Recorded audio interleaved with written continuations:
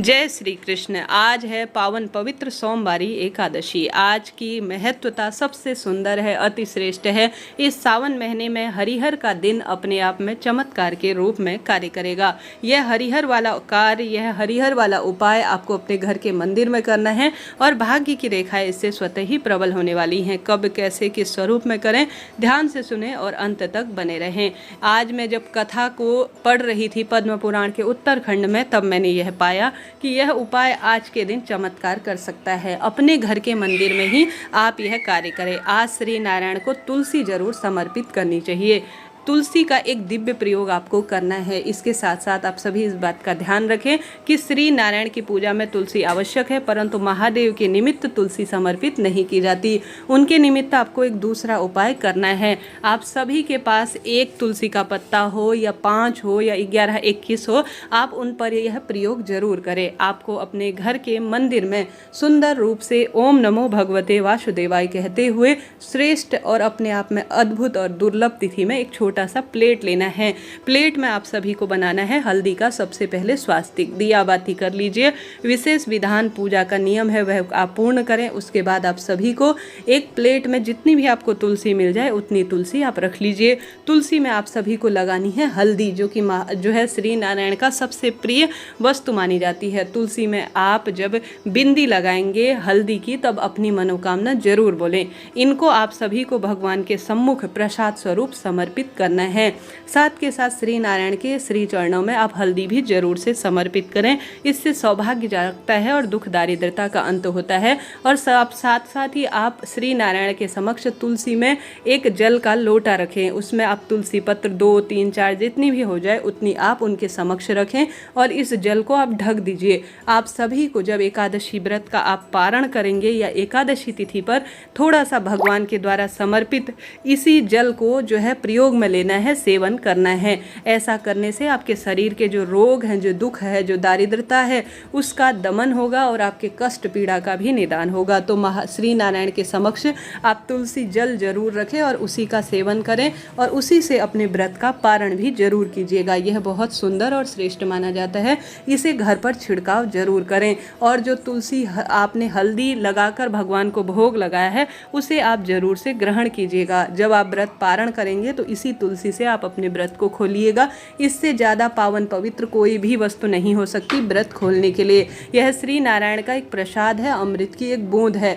इसके साथ साथ आपको यह कार्य करने के साथ साथ अपने घर पर श्री नारायण की मूर्ति के समक्ष तुलसी की लकड़ी का दीपक भी जरूर लगाना है। तुलसी की लकड़ी को किसी कच्चे सूत में भिगोकर अच्छी तरह से लपेटकर आपको सुंदर रूप में श्रेष्ठ तरीके से तुलसी की लकड़ी का दीपक बनाना है और उसे श्री नारायण के समक्ष प्रस्तुत करना है घी के दीपक के रूप में।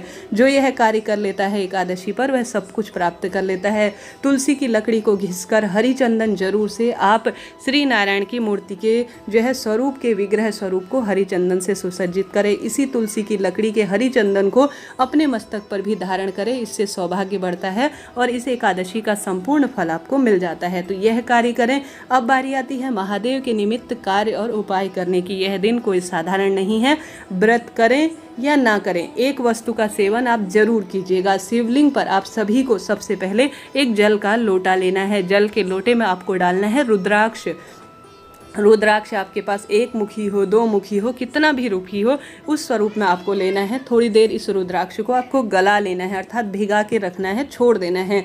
फिर आपको इस जल के लोटे को अपने पूरे घर में घुमाने के बाद अपने साथ 5 बेलपत्र ले जाने के बाद आपको चले जाना है महादेव के मंदिर में। आप विशेष जल लेकर गए हैं, 5 बेलपत्र लेकर गए हैं। ओम नमो भगवते वासुदेवाय इस महामंत्र का जाप करते हुए रुद्राक्ष मिश्रित जल आपको संपूर्ण शिवलिंग पर 5 स्थान पर समर्पित करना है। वह 5 स्थान है, एक गणेश जी का, एक माता अशोक सुंदरी, कार्तिकेय भगवान, माता रानी का हस्तकमल और शिवलिंग। इन 5 स्थानों पर जल समर्पित करें और उस जल को आप अपने बर्तन में प्राप्त कर लीजिए और इन 5 स्थानों पर बेलपत्र में चंदन लगाकर आप अच्छी तरह से अपनी मनोकामना कहकर समर्पित कर दीजिए। उसके बाद जो जल है, जो शिवलिंग पर चढ़ा हुआ जल है, व्रत उपवास के दिन आपको अपने नेत्र से लगाना है, अपने कंठ से लगाना है, अपने कानों से लगाना है, अपनी जिह्वा पर ग्रहण ग्रहण करना है और अपने मस्तक पर भी छिड़काव करना है।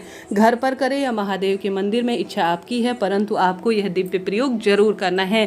कहा जाता है जो भी इस श्रेष्ठ एकादशी पर भगवान का नाम लेकर ध्यान स्मरण करते हुए जो भी भक्त शिवलिंग पर 5 स्थानों पर बेलपत्र चढ़ाता है, रुद्राक्ष मिश्रित जल समर्पित करता है, बाद में उस जल को ग्रहण कर लेता है, उसका सांसारिक, मानसिक, आर्थिक कष्ट, बंधन सब मुक्त उसका जीवन हो जाता है और उसके संतान सुख मिलता है, वंश वृद्धि होती है, पुत्र की प्राप्ति होती है और रोग, संकट, कष्ट, पीड़ाओं से भी तत्काल मुक्ति हो जाती है। तो इस कार्य को आप जरूर कीजिएगा। व्रत उपवास के दिन भी बेलपत्र ग्रहण सकती है और शिवलिंग पर चढ़ाया हुआ जल भी ग्रहण निश्चित रूप से किया जा सकता है। तो इस कार्य को आपको जरूर करना है। इसके साथ साथ आपको इन स्थानों पर दीपदान जरूर करना है। सबसे पहले महादेव और श्री नारायण के मंदिर में, दूसरा अपने घर के दरवाजे, बेलपत्र पेड़, घर की रसोई, तुलसी माता के समक्ष दीपदान आप जरूर करें। सौभाग्य बढ़ेगा, दुख दारिद्रता का स्वतः ही अंत हो जाएगा। इस कार्य को आप जरूर करें। दीपदान बहुत सुंदर इस दिन माना जाता है। जब मैं आज कथा पढ़ रही थी उसमें वर्णित था कि आज के दिन अगर जो व्यक्ति दीपदान करता है वह अपने आने वाले पूर्वज जो आने वाले जन्म हैं उनके लिए मोक्ष के द्वार खोलता है और अपने पूर्वजों के मार्ग को प्रशस्त करता है। तो सुबह और शाम को दोनों समय जितना संभव हो दीपदान ज़्यादा से ज़्यादा कीजिएगा। जितना आप दीपदान करेंगे उतना आपको सुख मिलेगा। इसके साथ साथ सारनाथ महादेव का, सोमनाथ महादेव का नाम लेकर आप सभी भक्तजनों को गुरुजी द्वारा बताया गया एक श्रेष्ठ उपाय और करना है। गुरुजी कहते हैं अपने दाहिने हाथ में 5 दुर्वा, 5 काले तिल, 5 बेलपत्र और 5 कनेर के फूल रखकर अगर आप शिवलिंग पर सारनाथ महादेव, सोमनाथ महादेव की जय कहते हुए समर्पित कर देते हैं तो आपका सौभाग्य बढ़ता है। धन की कमी को पूर्ण रूप से दूर होने के लिए यह सहायता मिलती है। तो आपको इन 5 वस्तुओं को शिवलिंग पर जरूर चढ़ाना है। इस दिन ओम नमो भगवते वासुदेवाय महामंत्र की एक माला का जाप जरूर करें। साथ के साथ श्री शिवाय नमस्तुभ्यम महामंत्र की माला का जाप भी आपको ज़्यादा से ज़्यादा करना है। दीप दान करें, तुलसी की लकड़ी, बेलपत्र का प्रयोग करें, शिवलिंग पर ज़्यादा से ज़्यादा बेलपत्र चढ़ाएं। जैसे श्री नारायण को तुलसी की माला प्रिय है उसी तरह से महादेव को बेलपत्र की माला बहुत प्रिय है। तो बेलपत्र को आप शिवलिंग पर चढ़ाई गई कई बार प्रयोग में ले सकते हैं। उसकी सुंदर माला बना लीजिए। 108, 11, 21 जितनी भी आपके पास बेलपत्र प्राप्त हो जाए उतनी बेलपत्र लेकर आप माला सुंदर रूप में बना लीजिए और उसे शिवलिंग पर अपनी मनोकामना कहकर सोमवार के दिन समर्पित करें। शिव मंदिर में जाकर इस दिन साफ सफाई करना। शाम को प्रदोष काल में आप अगर झाड़ू पोछा शिव मंदिर का करते हैं तो दुर्भाग्य दूर होता है और सौभाग्य में वृद्धि होती है, ऐसा शास्त्रों में वर्णित है। शिवलिंग पर आप 108 चावल के दाने तो न चढ़ाएं परंतु आप बेलपत्र चढ़ा सकते हैं, दुर्वा घास चढ़ा सकते हैं, सफ़ेद फूल वगैरह भी चढ़ा सकते हैं। इसका भी परम लाभ कहा गया है।